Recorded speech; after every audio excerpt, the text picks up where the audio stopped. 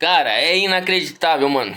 Depois da polêmica de domingo entre São Paulo e Palmeiras, a arbitragem errou de novo no jogo entre Mirassol e Fluminense, cara. O gol anulado do Fluminense contra o Mirassol, cara, é inacreditável, brother. O jogador do Mirassol, ele pisa na bola, perde o controle, e quando ele tá caindo, que o jogador do Fluminense encosta nele, mano. O VAR chama e o juiz anula. Mano, cara, isso é piada, cara. O Campeonato Brasileiro acabou, mano. Perdeu a graça. Pra mim, perdeu totalmente a graça esse ano. Tá triste, cara.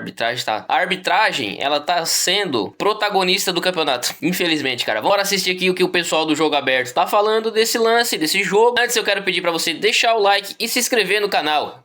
Ou pelo menos deixa o like, mano. É de graça e você apoia o criador de conteúdo. Beleza? Bora assistir. Fluminense por 2-1. É o quarto colocado, não tem mais risco de rebaixamento. As equipes nunca tinham se encontrado e pela primeira vez se enfrentaram. Do lado do Flu, primeira derrota do Subeldia e também reclamações com a arbitragem. O Maião foi palco de mais um jogo neste Campeonato Brasileiro. Mirassol e Fluminense se enfrentaram na última noite em um jogo atrasado da 13ª rodada do Brasileirão. E com mais polêmica de arbitragem. Aos 33 minutos do primeiro tempo, Lúcio Acosta fez esse belo gol. Só que o VAR chamou e o árbitro anulou o gol por uma falta na origem da jogada de Canóbio, o que gerou muita reclamação do lado tricolor. Nos tempos de agora, há muitos para poder analisar aí junto com o VAR, mas evidentemente están siendo inoperantes y eso preocupa. Jugador de Mirasol pisa la bola, después existe el contacto, pero ya el jugador está prácticamente casi caído. O treinador argentino ainda lembrou o clássico paulista entre São Paulo e Palmeiras no último fim de semana, marcado pela polêmica arbitragem de Ramon Abate-Abel. Que hoy lo haya llamado el VAR para esa situación, evidentemente es por lo que sucedió en el último clásico entre Sao Paulo y Palmeiras, que se le recriminaba cómo el VAR no lo había llamado. Y lo que más me preocupa es que el árbitro no tuvo la capacidad de percibir que ese jugador estaba casi en el suelo, que ya había pisado la bola. Ninguno de Mirasol protestó, ni siquiera el jugador que pierde la pelota. Para piorar a vida do Flu dentro de campo, 2 minutos depois do gol anulado, Guilherme Marques bateu bonito para abrir o placar para o Mirassol. No segundo tempo, logo aos 10 minutos, após uma bela jogada ensaiada, Martinelli deslocou Walter para deixar tudo igual. Hicimos un partido bueno, con algunos errores, por supuesto, que nos costaron el gol. 2 dos erros citados por Zubeldia foram cometidos pelo zagueiro Freitas, que vacilou em sequência na saída de bola. Coube a Negueba completar o cruzamento para fazer 2-1 e dar a vitória ao Mirassol, que alcança 46 pontos, praticamente se garante na primeira divisão em 2026 e, de quebra, entra no G4 do Brasileirão. É um jogo que eu gostei demais da performance da equipe. Mais uma vez, a gente cometeu erros, cedeu alguns contra-ataques, algumas tomadas de decisão erradas. Não voltamos tão bem para o segundo tempo e sofremos o empate. Mas, no contexto geral, se tivesse que ser um vencedor, com certeza esse vencedor seria o Mirassol. Após o jogo, o presidente Mário Bittencourt se pronunciou através de uma rede social. Em um longo texto, ele afirmou que a arbitragem brasileira precisa de uma padronização dos critérios, menos interferência do VAR em lances interpretativos. E também relembrou o clássico paulista do último fim de semana. Por fim, ele solicitou à CBF uma mudança nos critérios da arbitragem brasileira e também do VAR. Há 4 jogos no comando da equipe, Luiz Zubeldia conheceu a sua primeira derrota à frente do Fluminense. Na tabela, a equipe carioca estacionou na 7ª colocação com 38 pontos conquistados, 5 a menos que o primeiro clube dentro do G6. Hicimos mérito para al menos empatar el partido. Estamos con bronca, más allá de la actuación del arbitraje. A arbitragem continua. Na verdade, eu acho que foi um jogo até parelho. Mirassol e Fluminense disputaram, tiveram chances similares, não é? Não teve um que se destacou mais do que o outro, só que o Mirassol conseguiu fazer os gols e acho que teve muita felicidade. Logo depois da polêmica e da anulação do gol do Flu, conseguiu abrir o placar, já fez esse 1-0. E aí começou a ter outra dinâmica também na partida. Ronaldão, o Mirassol já mostrou que não veio a passeio na Série A. Já está livre do rebaixamento, fazendo uma campanha superior à de muitos clubes tradicionais do Brasil. E quando o jogo é no Maião, diante da torcida, está aproveitando muito bem as oportunidades. Empata bastante, mas vence. E aí tem que tirar o chapéu pro Rafael, né? O treinador, Guanais, né? Que ontem, no finalzinho do jogo, ele espetou 2 atacantes na correria em cima dos zagueiros que já estavam praticamente marcando pelo posicionamento ali, mas já no final da partida com desgaste. Aí ele colocou o Neguebinha do lado aberto e o Renato Marques do outro lado.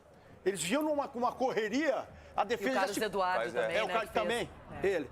Aí, nessa correria, no posicionamento, bagunçou a defesa e numa invertida de bola saiu o gol do Neguebinha, que aí é a cabeça do treinador. É aquela coisa, a cabeça do treinador, você não sabe o que vem. Mas ele montou muito bem a sua equipe, que soube sofrer. O Walter também foi uma das grandes estrelas ontem, pegando muito.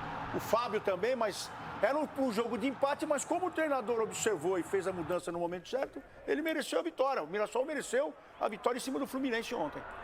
Para você, Cicinho, a arbitragem foi relevante nesse resultado, como disse o Subeldia?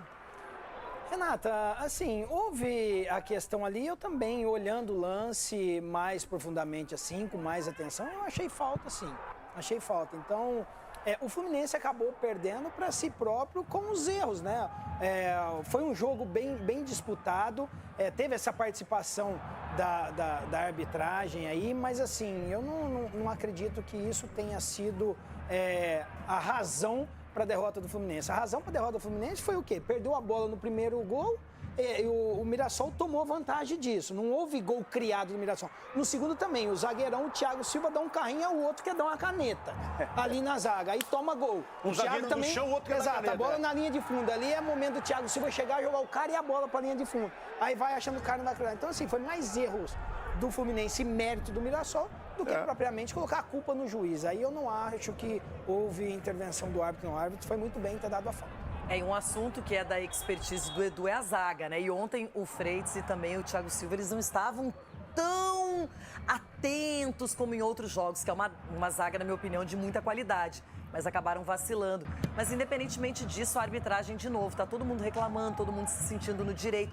Gente, quando tem revisão, o árbitro vai lá no monitor, olha, ele tem a chance de rever. Então, eu acho que não é por causa de alguns erros e erros graves que a gente tem que colocar tudo dentro da mesma sacola, do mesmo pacote. Não é bem assim. Não é, né, Renato? E a questão agora sempre vai ser a justificativa, de repente, de uma derrota. E quando acontece um lance como esse, né, colocar desculpa, né, na arbitragem, que realmente... E é claro que a nossa arbitragem hoje está em xeque. E qualquer lance que tiver polêmica vai ser questionado. Mas a gente também não pode desmerecer a grande campanha que o Mirassol está fazendo. Então, uma campanha, né, parabenizar aí a diretoria, né, o Paulinho, que está fazendo um grande trabalho no Mirassol, né, o treinador também, o Rafael. Então, a gente vê que o Mirassol tem uma estrutura e isso está refletindo dentro de campo.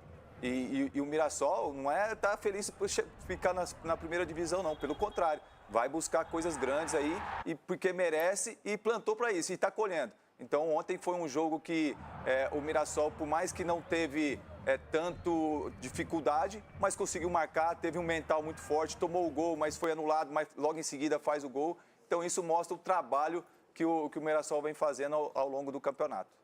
E lembrando que a gente sabe que os jogos atrasados ainda vão acontecer. A gente está evoluindo, algumas partidas acontecendo, mas outras estão pelo caminho. Ainda não temos uma tabela igual.